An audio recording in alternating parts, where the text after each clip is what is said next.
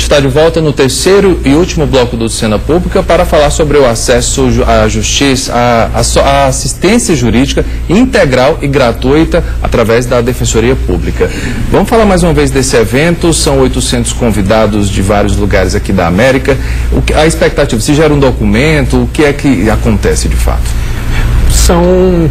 O evento dura 3 dias, são várias mesas de debates, algumas com palestrantes, outras mesas de debates entre os próprios congressistas, que são defensores públicos, estudantes, advogados, representantes de entidades da sociedade civil que também foram convidados para, junto com os defensores, debater esses temas de direitos humanos, como direito da criança e do adolescente, política criminal e penitenciária, vai haver um debate sobre isso também, atuação perante o sistema interamericano, e normalmente ao final dos congressos é debatida e redigida uma carta, né, em que os defensores assumem algumas metas, né, defendem alguns pontos de vista, como normalmente, né, se faz, de defender a efetivação dos direitos humanos e descrever como fazer,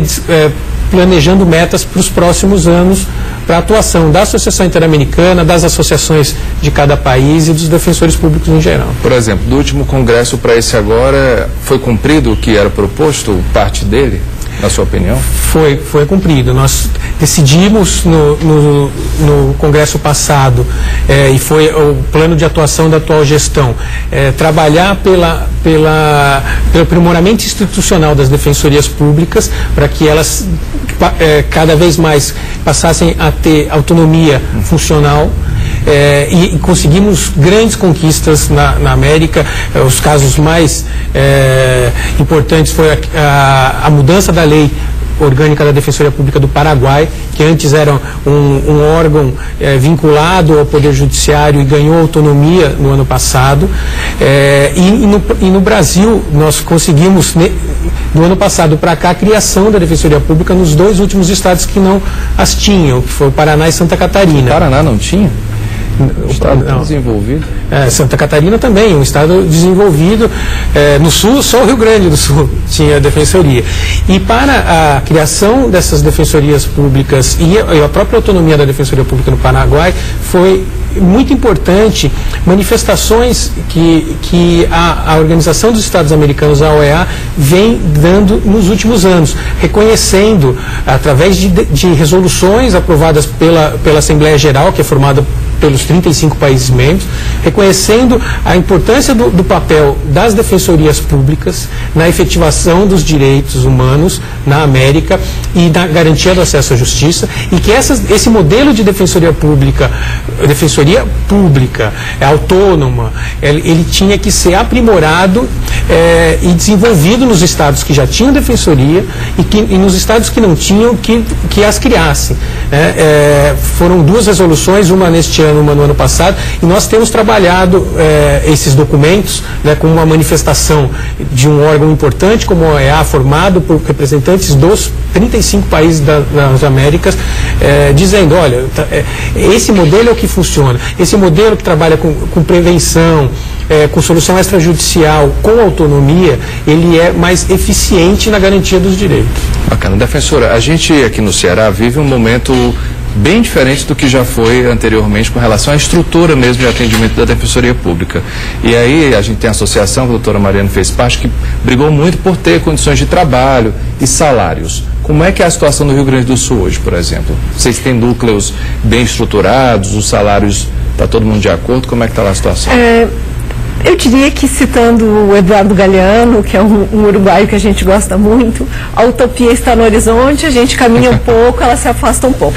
Sempre há o que reivindicar, né? Então, acho que em termos salariais nós estamos bem, nós temos os núcleos, mas ainda não temos dedicação exclusiva aos núcleos, né? Então, nós pleiteamos que existam defensores públicos classificados em cada núcleo da infância e juventude, para atendimento da mulher vítima de violência, para direitos humanos, né? Mas a Defensoria tem avançado muito. Hoje nós somos 385 defensores no Estado. São quantos municípios no Rio Grande do Sul? 495, né? E, então, tem avançado muito, mas comarcas são 144, né? Mas é um bom número, se a gente for pensar. São 144 comarcas, porque tem municípios muito pequenininhos, de 2.000 habitantes, 5.000 habitantes. Então, às vezes, uma comarca atende 7 municípios, 9 municípios, né?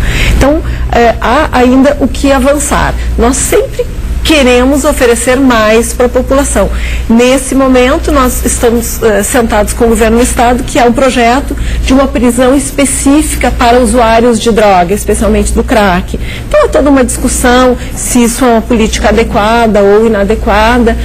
Hoje, a nossa maior demanda é uma questão de saúde, né? Sempre há o que avançar, né? Nós queremos mais defensores, falta o quadro de apoio, né? É importante que nós possamos ter assessores, temos assistentes sociais, uma série de coisas. Mas me parece que tem evoluído muito, principalmente no reconhecimento da sociedade. Bacana, defensor.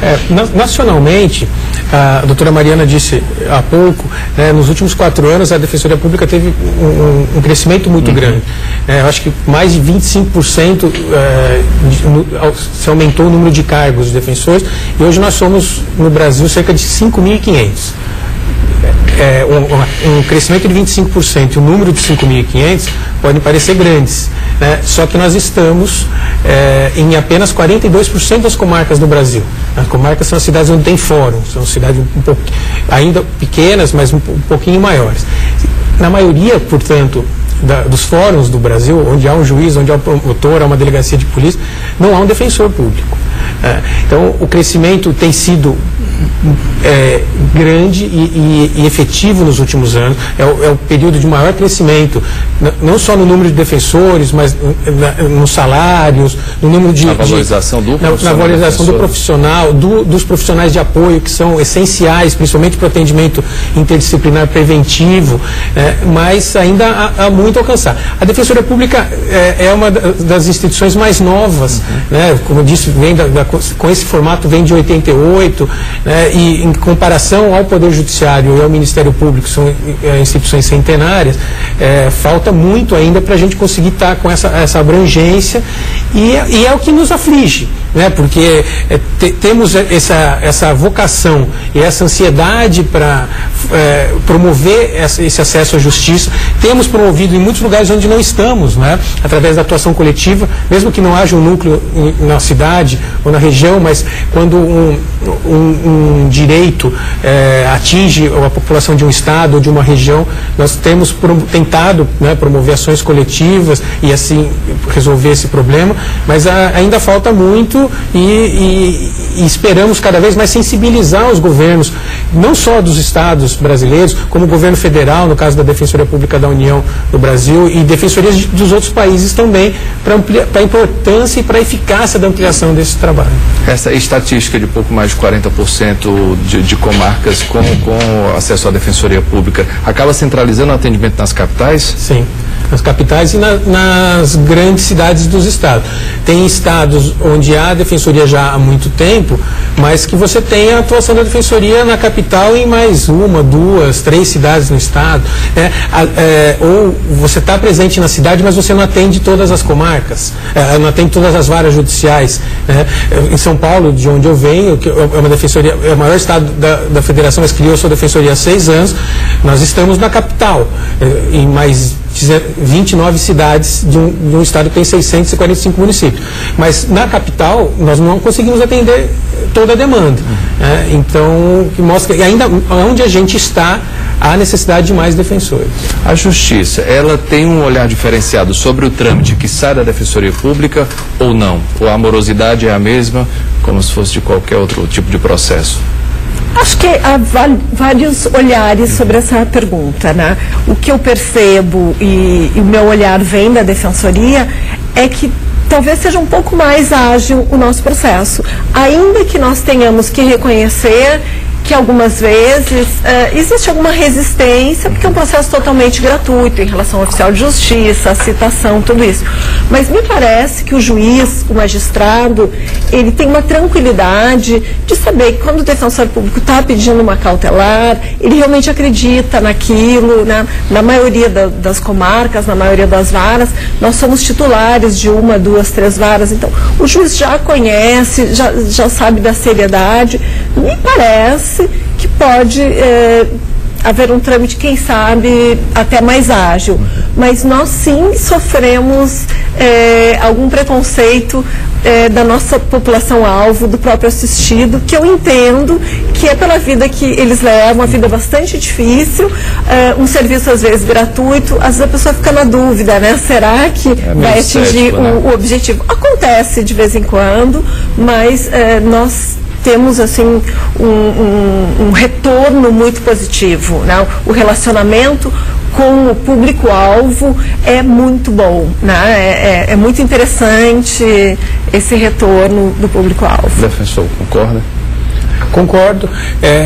Acho, até complementando, acho que pesquisas de satisfação do usuário mostram que as pessoas se sentem bem atendidas, né? Mas normalmente vencem esse preconceito com esse preconceito geral do serviço público, que é ruim, né?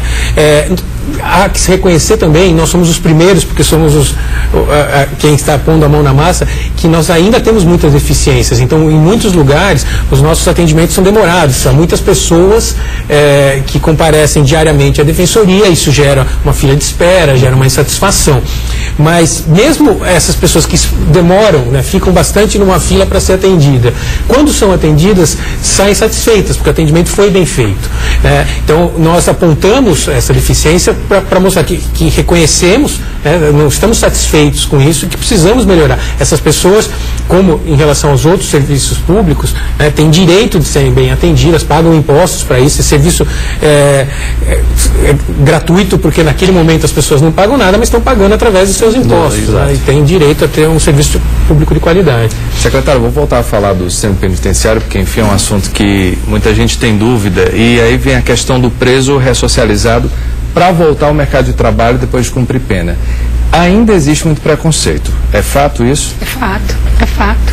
É fato. A gente enfrenta uma dificuldade muito grande de fazer com que a sociedade acredite que ele não irá voltar a delinquir, até porque as taxas de reincidência, né, são muito altas. Mas um dado que a população ainda não se aponderou dele e não se atentou é que hoje, segundo dados do Ministério da Justiça, 78% daqueles presos que saem do sistema penitenciário, eles voltam a delinquir. Em contrapartida, 87% dos presos que saem já com uma colocação profissional no mercado de trabalho, eles não voltam a delinquir. Então, se dentro daquela gama de presos que a gente devolve à sociedade já com colocação profissional, 87 não volta a delinquir, já mostra, né? Um dado bem expressivo, já mostra que se a gente acreditar, isso é possível. Por isso que eu costumo dizer muito que a parte de ressocialização do sistema penitenciário não depende só do Estado, né? Ele depende de vários fatores, ele depende também da sociedade, porque a sociedade precisa acreditar e dar oportunidade para o egresso do sistema. Existe algum incentivo por parte do governo para empresas que recebem esses?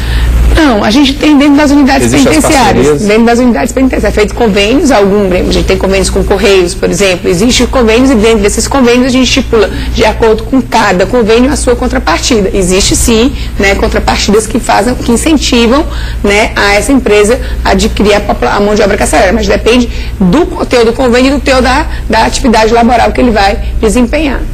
Agora eu quero saber dos defensores, qual é o grande presente de trabalhar atendendo de forma gratuita a população, além do salário, enfim, de outras vantagens que vocês têm, mas pessoalmente para a senhora defensora? É uma enorme satisfação a certeza de estarmos contribuindo na compreensão da convivência, né? O direito é um instrumento de convivência, né? Explicar o processo, né? Porque às vezes a pessoa está envolvida num processo, mas nem compreende direito. Então, acho que um dos requisitos para ser um defensor adequado, né, é ter um pouco de didática, né? É ser psicólogo, é ser um monte de coisa, né? Sem dúvida. E me parece um enorme privilégio, né? poder participar nessa compreensão das pessoas sobre a convivência, né? Me dá uma enorme satisfação sair de casa para trabalhar, e é realmente muito bom retornar frequentemente. Nós temos histórias interessantes, né? Todo defensor público tem histórias emocionantes para contar, né? Acho que é uma profissão que realiza, realmente. Se trabalha muito, mas se trabalha com enorme prazer, né? Bacana, a gente sente no seu depoimento, defensor. Concordo totalmente com a doutora Adriana. E acrescentaria isso, que a convivência, né, essa falada pela doutora Adriana, ela nos ensina muito também. E é um aprendizado diário com essas pessoas, né, que trazem problemas muito complexos, às vezes simples juridicamente, mas complexos na vida daquela pessoa, na realidade familiar, comunitária daquela pessoa.